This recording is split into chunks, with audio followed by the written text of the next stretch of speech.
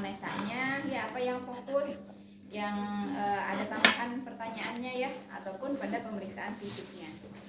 Ya di sini yang di anamnesa pada pasien nifas ya, dari mulai identitas. Pertama kita harus pastikan dulu ya, ibu ini pada fase nifas yang mana ya, apakah di immediate postpartum yang 24 jam pertama, di early postpartum atau hari kedua sampai hari ke-7, dan di late postpartum ya, minggu kedua sampai minggu ke-6. Kenapa kita harus mengetahui itu dulu, supaya kita bisa menentukan ya temuan apa baik secara fisik maupun anamnesa yang didapatkan ya pada fase tersebut, apakah masih normal atau sudah patologis ya, karena kan perubahan pada setiap fase tadi, immediate, early, dan late postpartum ini beda-beda gitu ya. Ada yang dikatakan normal pada fase immediate tapi tidak normal kalau itu ditemukan pada fase early. Itu contohnya peningkatan suhu tubuh ya, pada 24 jam pertama naik tinggi sampai 38 itu masih dianggap normal. Tapi kalau sudah di late, apalagi di early atau apalagi di late postpartum, berarti itu tidak normal ya, mungkin ada infeksi contohnya ya. Kemudian yang dikaji lainnya di anamnesa identitas ya. Identitas ya sama ya, dari mulai nama, umur ya, agama, pendidikan, pekerjaan, alamat ya, tanggal pengkajian, dan diagnosa medis. Nah, diagnosa medis postnatal berarti kan berbeda ya dengan antenatal dan internatal. Sekarang pasiennya sudah tidak hamil lagi, berarti tidak ada G-nya, langsung P berapa, A berapa, partusnya spontan atau normal atau SC. Misalnya P1A0 post SC atau P1A0 postpartum spontan ya. Hari keberapa? SC-nya hari keberapa, normalnya juga hari keberapa ya. Kalau misalnya SC, atas indikasi apa di SC-nya ya, kenapa, apa penyebab SC-nya, dan kalau ada disertai komplikasi postnatalnya ditambahkan dengan komplikasi postnatal apa gitu ya, misalnya perdarahan atau infeksi ya. Kemudian keluhan utama, riwayat-riwayat ya, itu digali, termasuk juga anamnesa tentang kebutuhan dasarnya ya, dari mulai oksigenasi sampai aktualisasi diri, mana yang terganggu ya dibandingkan ketika sebelum nifas dan ketika pada saat nifas ini, ada perubahan tidak ya. Kemudian digali juga, ditanyakan tentang satu psikologisnya ya, satu psikologis daripada bagaimana responnya ya, bagaimana persepsinya ya, kemudian bagaimana penerimaan terhadap kehadiran ya, kehadiran anggota baru ya, kemudian bagaimana perubahan psikologis, apa yang dipikirkan, ada tidak kekhawatiran khusus ya. Kemudian dikaji juga peran ya, bagaimana perannya ya, dia merasa apakah dia bisa menjalankan perannya atau tidak ya, harapan ya, dan lain-lain, ini dikaji ya pada ibu. Nanti ada formatnya ya, ini beberapa yang harus ditanyakan. Kemudian kita juga harus mengkaji pasien untuk observasinya ya, diobservasi juga pasien itu dalam adaptasi psikologis yang mana, kan dari Rubin itu ada taking in, taking hold, dan letting go ya, itu dia pada fase yang mana. Kemudian digali juga ya, ada tidak kekecewaan ya, kemudian peran dan lain-lain, serta pengetahuan dan keterampilan yang sudah dia miliki ya. Apakah ibu tahu nggak perawatan bayi, perawatan payudara, dia tahu tentang KB tidak, cara menyusui, cara memandikan bayi, cara perawatan tali pusat, perawatan perineum, senam postpartum, nutrisi pada ibu ya, nutrisi janin ya, kemudian kemampuannya bisa nggak ya, kita lihat ya kemampuannya juga dari tadi ya, hal-hal tadi itu yang harus digali ya. Kemudian kita lakukan pemeriksaan fisik ya. Pemeriksaan fisik head to toe ya, dari mulai antropometri ya, antropometri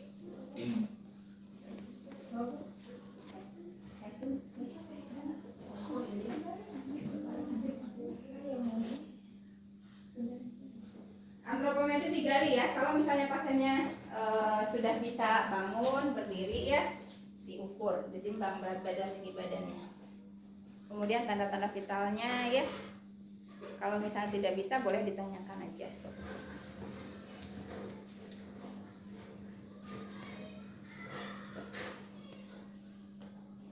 Ya sudah dipelajari kan tanda-tanda vital normalnya ya pada masing-masing fase ya. Hari keberapa biasanya tekanan darahnya bagaimana gitu ya. Di teori itu mah. Nah, kemudian kita lakukan pemeriksaan fisik ya head to toe-nya. Dari kepala ya sama ya. Perubahan pada fisik itu masih sesuai dengan perubahan seiring dengan kehamilannya ya. Jadi perubahan sama kehamilan itu masih ada ya pada saat nifas ya. Nanti tapi tergantung ya nifasnya hari keberapa, mungkin sudah mulai berkurang. Kalau misalnya kita mengkajinya pada minggu ke-5, minggu ke-6 gitu ya. Berbeda dengan ke tadi ya fase immediate-nya ya. Dari mulai ibu tidak dari awal lagi ya, dari alat inform consent, komputer dan lain-lain sudah biasalah. Ya dari kepala ya kita lihat ya apakah masih berminyak, berketombe ya, kemudian rontok, kemudian mungkin di wajahnya ya. Kalau tadi dari riwayat ya, riwayat kehamilannya dia pernah preeklamsi atau ada hipertensi sampai ke persalinan juga ya, mungkin di sini ada udema nasarka, bengkak gitu ya. Kemudian dicek juga perubahan-perubahan kehamilannya masih ada tidak, kayak plasma gravidarum ya, kemudian jerawat ya. Nanti kita tanyakan bagaimana perasaannya gitu ya, menggali apakah ada gangguan nggak untuk konsep dirinya, body image dan lain-lain dari perubahan tersebut ya. Atau mungkin juga ke arah kekhawatiran ya, masih khawatir karena mungkin sebelumnya dia tidak dapatkan edukasi ya, kenapa kok saya berjerawat, kenapa kok saya ada bintik-bintik kehitaman gitu ya. Mata ya, di nifas mungkin ya karena habis melahirkan biasanya kan terjadi pengeluaran darah ya, ada perdarahan, apalagi kalau SC kan perdarahannya banyak, biasanya dia anemis gitu ya, pucat, tapi lihat apakah masih normal atau tidak, nanti cek kadar airnya. Kemudian hidung ya, tanyakan masih ada mimisan enggak ya, di mulutnya sama sih ya, masih ada hipersalivasi tidak ya, kebersihan mulutnya. Kemudian giginya ya, ada kropos atau tidak ya.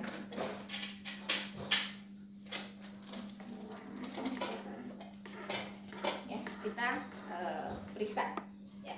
Kemudian ada mual muntah mungkin ya, pada ibu kadang masih ada ya, atau mungkin juga dari efek anestesinya ya, kita perhatikan ya. Kemudian di telinga berdengung itu sama aja ya, tidak ada yang khusus pada ibu postpartum itu yang berbeda dengan ketika hamil maupun bersalin ya. Kemudian leher ya, kita identifikasi ada tidak, masih ada enggak hiperpigmentasi daerah leher. Kalau memang dia tadi riwayatnya ada pernah hipertiroid ya, kita cek juga ya, ada tidak pembesaran kelenjar tiroidnya ya, apakah dia juga mengkonsumsi ya obat untuk terapi hipertiroidnya ya. JPV kalau memang dia ada riwayat penyakit jantung ya, kita cek juga ada tidak peningkatan JPV-nya. Kemudian kita ke darah dada ya. Kemarin di teori sudah disampaikan bahwa pemeriksaan fisik ibu postpartum fokusnya kemana? Bubble head ya, bubble, B-nya breast, U-nya uterus, B-nya bladder, bowel ya, L-nya lohea, episiotomi, command science dan emosinya. Bubble head fokus pemeriksaannya. Itu tambahannya yang tidak dilakukan pada saat ibu hamil atau bersalin ya. Breastnya ya pada saat ibu hamil diperiksa juga ya, cuman tidak terlalu fokus ya karena masih lama ke proses persalinannya. Kalau di nifas ini harus diyakinkan ya, apakah ibu ini siap tidak untuk menyusui ya. Kita lihat, Bu, gimana payudaranya ya, sudah mulai terasa penuh nggak, sudah mulai terasa lebih berat ya, karena sudah mulai diproduksi ASI ya. Pada hari pertama sampai hari ketiga, hari kedua mungkin masih kolostrum ya, cairan bening berwarna kuning. Hari ketiga sudah ASI ya. Kita lihat tadi ditanyakan sampai dilihat bentuk payudaranya ya, kemungkinan dia lebih besar, lebih penuh ya. Kadang pembuluh darahnya juga kelihatan ya. Ada tidak bengkak atau penumpukan engorge ya, bahkan atau penumpukan ASI ya, bendungan-bendungan ASI. Kemudian dilihat juga hiperpigmentasinya ya, di areola dan puting susunya. Lihat juga cek puting susunya sudah menonjol atau masih datar atau bahkan mungkin menjorok ke dalam. Lihat juga mungkin di puting susunya ada lecet-lecet tidak ya, karena ketika kita mengkaji ibu postpartum mungkin saja ibu sudah menyusui gitu ya. Nanti lihat ada lecet atau tidak, sampai dilihat juga keluarannya apa yang terlihat, apakah kolostrum atau ASI ya. Nah, kemudian kita ada tidak luka, lecet ya, lesi atau mungkin benjolan ya. Kemudian kita palpasi sama ya, searah jarum jam dari pangkal ke ujung. Ada tidak masa atau mungkin tadi bendungan-bendungan ASI, bokak gitu ya. Karena mungkin tidak disusui, bayinya misalnya tadi dirawat terpisah atau mungkin hal-hal lain ya, bayinya meninggal ya dan lain-lain ya. Kemudian kita pastikan puting susunya, ASI-nya ya, puting susunya tidak tersumbat, dan kita pastikan cairan apa yang sudah diproduksi, apakah kolostrum atau ASI. Ya, kita cek dua-duanya. Itu breastnya ya. Kemudian uterusnya ya, di dada itu kan ada jantung paru sama aja pemeriksaannya, silahkan dilakukan ya untuk mengecek kalau memang ada indikasi untuk ke arah masalah jantung dan parunya ya, misalnya pasiennya sesek, kenapa sesek gitu ya, nanti dicek, atau batuk-batuk ya. Nah, punten ya Bu ya, saya cek ke daerah abdomennya. Kita lihat ya, bentuk abdomen ibu nifas itu biasanya lebih lembek, lebih kendor ya, dia melebar ke samping ya, otot-ototnya masih kendor ya. Kemudian di sini masih terlihat linea nigranya, striae-nya juga ya lebih kelihatan ya, lebih keriput ya, karena dia kan habis tergang ya, kemudian sekarang kempes gitu ya. Kemudian kita lihat juga kembung atau tidak. Kemudian dilihat juga biasanya akan kelihatan ya, kalau kontraksinya kuat kelihatan di daerah di bawah puster itu keras gitu ya, membundar ya, berarti kontraksinya bagus ya, diinspeksi. Kemudian dilihat juga ada luka ya, kalau misalnya dia tadi mengatakan bersalinnya pakai SC ya, lihat luka SC-nya ya, di sebelah mana ya, kira-kira berapa senti, bersih atau tidak ya, tembus, karena ada yang baru hari kedua aja sudah tembus gitu ya, darahnya nembus ke kasanya ya, bahkan mungkin kotor, pinggir-pinggirnya udah mau lepas-lepas gitu ya, nanti kita perhatikan ya. Kemudian kita auskultasi ya, pada saat nifas ini ya mungkin saja masih terpengaruh dengan hormon kehamilan. Ketika hamil kadar progesteronnya turun ya, sehingga motilitas ususnya turun ya, sehingga pasien cenderung kembung ya, bising ususnya biasanya juga rendah. Apalagi kalau SC ya, mungkin karena pengaruh anestesi ya, motilitas ususnya juga menurun ya. Kita dengerin, kemudian kita perkusi ya. Nah, selain kembung juga pengaruh hormon kehamilan tadi, progesteronnya yang tinggi ya, kemungkinan ibunya juga konstipasi. Apalagi kalau SC dia susah mobilisasi ya, habis melahirkan yang tidak SC pun kadang males mobilisasinya ya, sehingga motilitasnya juga turun ya. Ini akan terdengar ya, di kuadran kiri bawah ini mungkin lebih redup ya, karena mungkin ada penumpukan feses. Tadi kan di awal sudah ditanyakan ADL-nya, termasuk BAB BAK-nya gimana, sudah keluar atau belum, sudah BAB spontan tidak, sudah BAK spontan tidak, lancar tidak ya. Kita perkusi. Setelah perkusi kita palpasi ya. Apa yang dipalpasi? Yaitu uterusnya, kan bubble, BUBBL ya. Uterusnya bagaimana ya, kita cari dulu laba uterusnya ya, nanti kan ada batas ya di situ ya, kerasa uterusnya kalau misalnya kontraksinya kuat. Kalau lembek ya susah, kadang nggak keraba ya. Nah, kita luruskan, kemudian kita perhatikan posisi uterusnya, apakah di tengah atau mungkin dia miring-miring gitu ya. Ya, karena mungkin tonus ototnya yang kurang ya, sehingga tonus ligamennya juga kurang. Jadi si uterus itu tidak tegak berdiri, dia terseok-seok gitu ya, mungkin miring gitu ya, karena ada kelemahan pada otot-otot ligamennya ya. Kemudian kita kaji juga ya involusia uterinya ya, diraba ya, keras enggak ya, bagaimana kekuatan kontraksinya ya, boleh satu tangan ya, dua tangan gini ya, keras enggak. Kalau teraba keras bundar ya, berarti kekuatan kontraksinya kuat. Ibu mules enggak ya, suka mules enggak, kuat enggak mulesnya ya. Kemudian kita cek juga tinggi fundus uterinya untuk melihat involusionya normal atau tidak ya. Begitu bayi lahir, tinggi fundus biasanya setinggi pusat. Kemudian setelah plasenta lahir kurang lebih 2 jari di bawah pusat, dan seterusnya akan berkurang atau turun ya, kurang lebih 1 jari setiap hari ya. Nanti maka tadi kan di awal ditanya dulu ini postpartumnya hari keberapa gitu ya, untuk ngecek tadi temuannya normal atau tidak. Oke, yaitu dari palpasi uterus ya, lihat kontraksinya, lihat posisi rahimnya, lihat involusia uterinya, dilihat dari tinggi fundusnya ada di mana. Kemudian palpasi yang berikutnya yaitu untuk mengecek bagaimana diastasis rectus abdominalisnya, ya, peregangan otot-otot abdomennya, ya, rongganya seberapa lebar dan seberapa panjang, ya. Ibu, saya mau cek dulu ya, ini lihat nih otot-otot perut ibunya sudah bagus nggak kekuatannya, ya, supaya ibunya perutnya lebih cepat kencang lagi, ya. Kalau pasien SC mungkin agak kurang nyaman ya, kadang pasiennya menolak karena sakit, ya. Bukan berarti tidak bisa dicari ya, hanya masalahnya pasiennya mau atau tidak. Punten ya Bu ya, saya buka dulu bantalnya, ya, karena ini ibunya harus tidur terlentang, ya. Kemudian kita kasih tahu Bu nanti ya, kalau saya kasih aba-aba ibu naik, ibu angkat kepala dan badannya kurang lebih setengah duduk, ya, atau sekitar 30 atau 45 derajat. Ya, kita siapkan tangannya di bawah protusus sifoideus. Ya, kemudian suruh ibunya, ya Bu bangun, ibunya bangun, ya, kemudian kita tekan ke bawah agak cepat, ya, langsung ditelusuri ke bawah, ya, turun lagi.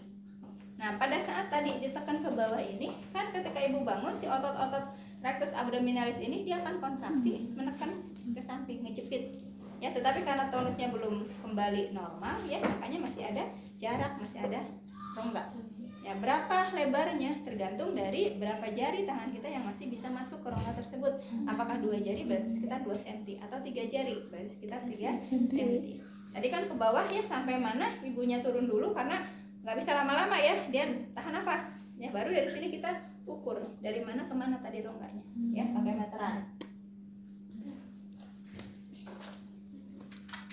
Ya, kita ukur. Ya, diperkirakan tadi titiknya dari mana ke mana, ya, kita balik berapa senti. Ya, berarti panjang kali lebar.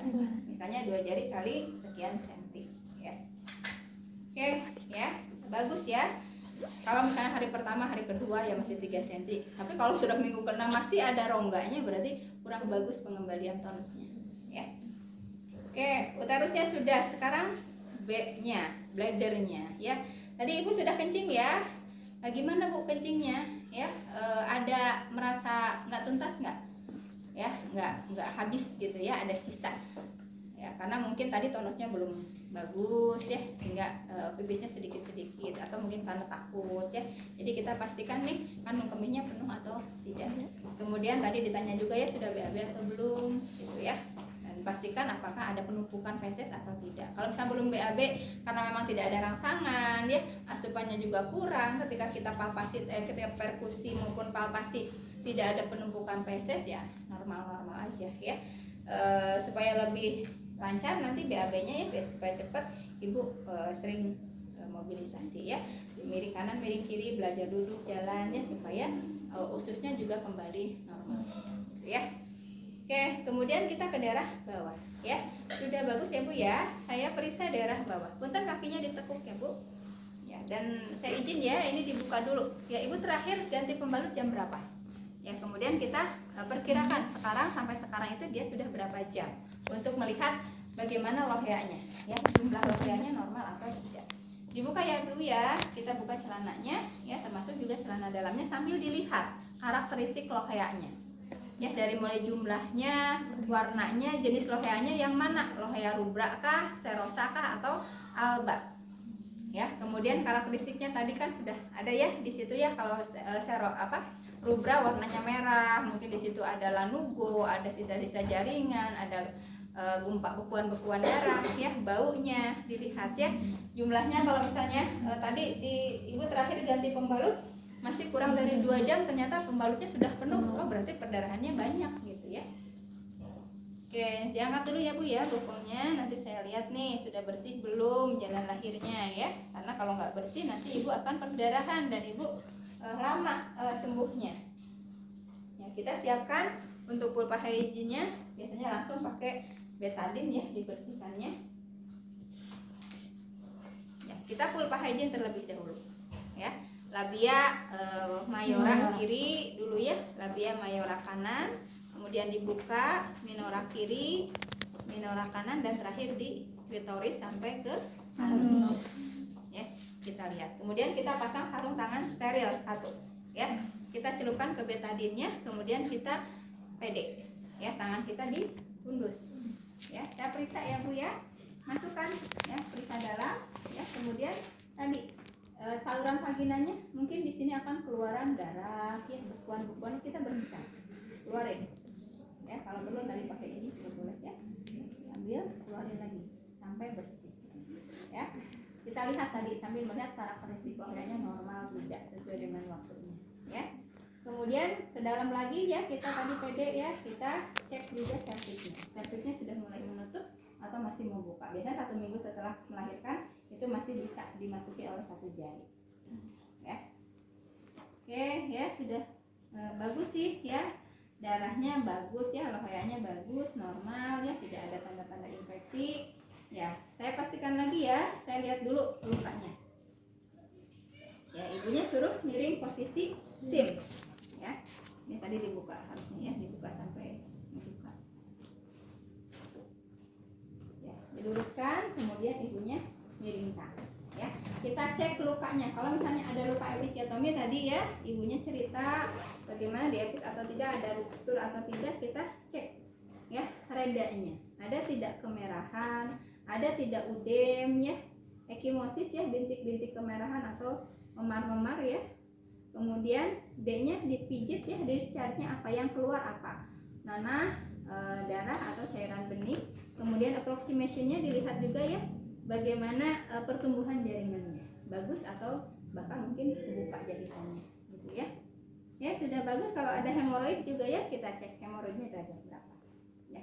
Baik Ibu, sudah bagus ya, lukanya juga sudah mulai proses penyembuhan ya, tidak ada tanda-tanda infeksi ya. Tadi dijaga kebersihannya, nutrisinya juga Ibu makannya harus bagus ya, biar cepat sembuh ya, cepat pulih. Oke, nah saat ini boleh kita sambil tadi ya, kalau penuh ya sambil pulpa hygiene tadi sambil diganti juga pembalutnya ya, kita pasangkan kembali.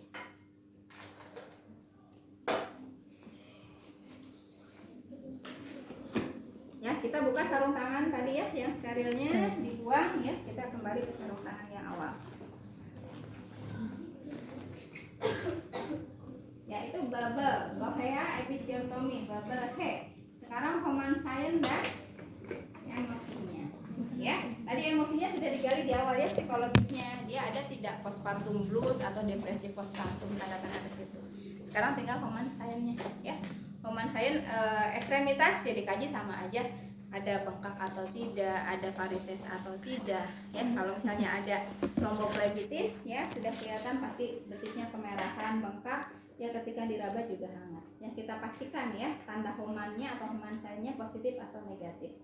Bu, nanti rasakan ya di sini, di betis sini. Ini kerasa Bu, tangan saya pegang betis Ibu ya, karena bisa jadi mungkin Ibu mati rasa ya, atau mungkin pengaruh anestesi masih belum kerasa ya, makanya harus dilokalisir daerahnya. Di sini ya Bu, Ibu kerasa nggak? Kalau nggak kerasa ya mendingan jangan dulu dicek ya, karena Ibu belum bisa merasakan ya. Kalau sudah iya terasa, nanti rasakan di sini ya, karena ketika postpartum itu nyerinya banyak, mungkin nyerinya karena payudaranya bengkak atau nyeri KSC atau mungkin nyeri episiotomi ya, atau nyeri mules gitu ya. Jadi nyerinya di sini ya Bu, di betis. Saya teguk ya telapak kakinya, nyeri nggak? Gitu ya. Kalau nyeri berarti positif tromboflebitis, Homan Science-nya positif ya.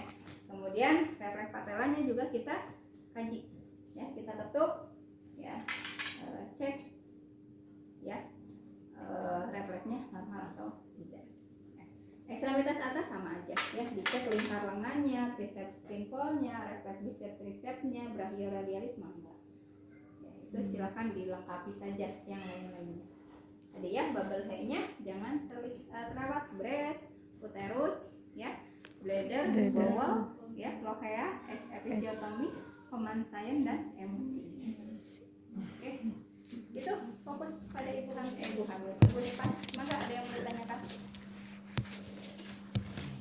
Udah. Yang lainnya membaca lagi aja, yang waktu intranatal, antenatal ya, tanda-tanda perubahan kehamilan, karena pada saat Nipas ini masih ada perubahan ini aja suaranya, tapi simpan hormonal juga kan kembali seperti sebelumnya. Ya, banyak ya. Ini ujian kan? Ya.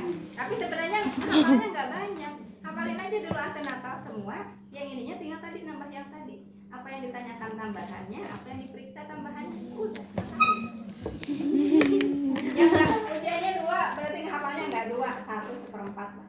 Ini nambahin 1/4 data.